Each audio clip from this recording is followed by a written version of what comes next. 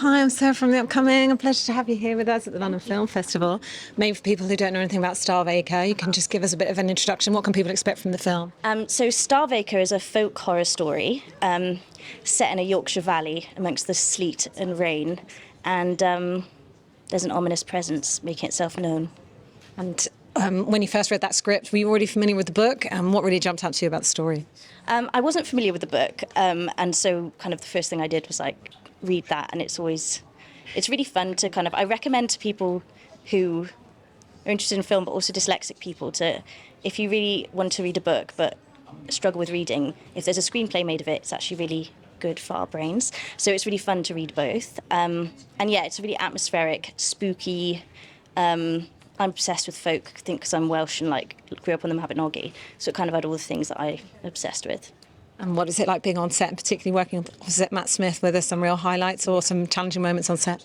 It's wonderful working with Matt Smith. He is fantastic. I mean, a highlight for me was that, and the low light for him, was that every time he had to do any kind of digging shots outside, the sleet would start to fall. And whenever we were doing shots of me inside, it was just gloriously sunny. So he kind of felt, for me, that was kind of always a bit funny and kind of felt like, oh my gosh, we're being haunted. Every time we're outside, the rain's coming for us. But no, so much. Could talk about how wonderful he is all day.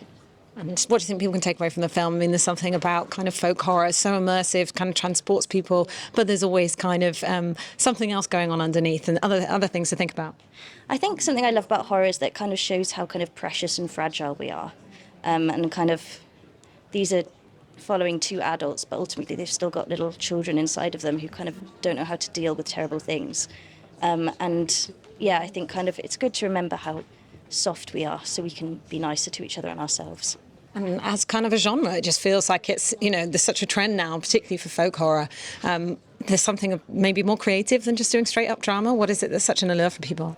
I think we live in horrifying times, and so I think there is kind of there's some sort of catharsis to horror, and also kind of I think often really challenging themes are explored through it. And it's often where people make their first film as well, so loads of exciting stuff's happening in the horror industry. And you've had such a meteoric rise from your career. What have been some of the highlights for you, and what have you got coming up next? Oh gosh, I've got so many highlights. I really do feel like a golden ticket winner, really. It's just every time I set foot on set, I can't believe I'm there. I think it's meeting so many people who are kind of willing to open their brains to you for a certain amount of time is amazing. And it's also just wonderful to work with a crew. Being part of a group like that's wonderful. Well, yeah, there's always a sense of kind of hysteria when you're shooting horror because you're doing quite extreme things and this kind of somber attitude, but then also kind of there's lots of funny things.